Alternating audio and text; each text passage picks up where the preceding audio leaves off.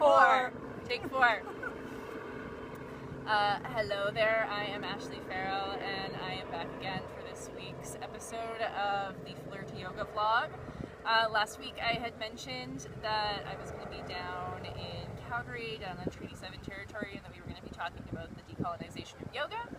But some things changed around with the schedule, and I am still here in Edmonton, up on Treaty 6 land, and instead of talking about the decolonization of yoga, which will happen probably in a few weeks with my very good friend Brianna Ho, my amazing partner in life, Nadine, is going to help demo Runner's Lunge.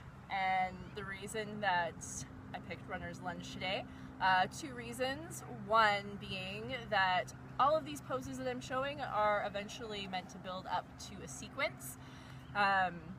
And the second reason is we were going to head down to Calgary this weekend to run a 5-kilometer race, but we both got sick and didn't think that would be a great idea. So instead of running 5K, we're gonna do Runner's Lunge. Hey! So I'm gonna let Nadine tell you folks a little bit about her experience with yoga and why she took up the practice of yoga in the beginning. Take it away. See, I'm still sick. Ashley's good now, but I took up yoga a few years ago, just because I was going through a really hard time and was having a hard time keeping negative things away, I guess. So I used yoga to really focus my mind and make me come to a place of being calm and being positive and moving on with my life.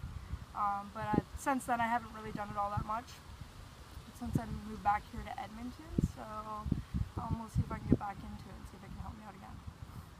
Awesome. Yeah. Those are all really fantastic reasons, and I'm excited that you're here, and maybe this will be the beginning of your journey back on the path. No pressure. All the free yoga classes living with me, it's, one of the perks. Anyways, enough about us. Let's get into the pose. So we did a little bit of a quick warm-up here. Like I always encourage people to do, warm up a little bit before you practice any sort of yoga or physical activity. So with Runner's Lunge also, if you've got some major neck or knee injuries, I just invite you to maybe check with your physician first, or take like a towel, a blanket, or a pillow and just pop it underneath your knee if you've got some knee injuries, and just take things really nice and slow. From there, so let's get into the pose. Nadine, I'm going to get you to get on all 4s. I'm just going to come behind you, or on the other side, and I'm going to ask Nadine for consent to adjust, because even though we're in a relationship, that doesn't imply that I always have consent to touch her body. So is it okay if I adjust you? Sure. Yeah! Enthusiastic consent in yoga. All right. So, Nadine, I'm going to get you on your inhale to look up and look forward, and I'm going to get you to bring your left foot up between your hands. So on an inhale, look up and bring that left foot up between the hands. Like right now? Yes.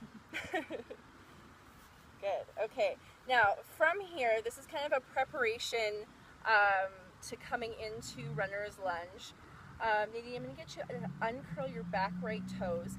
Get the foot nice and flat. I like to call that the shoelace side of the foot against the ground. And then I'm going to get you to imagine that you're rooting down through that entire front of the right shin. So any part of the leg or foot that's making contact with the ground, I'm going to get you to imagine that you're rooting down through there. Now with your left foot, before you rise up into the lunge, spread the toes really nice and wide.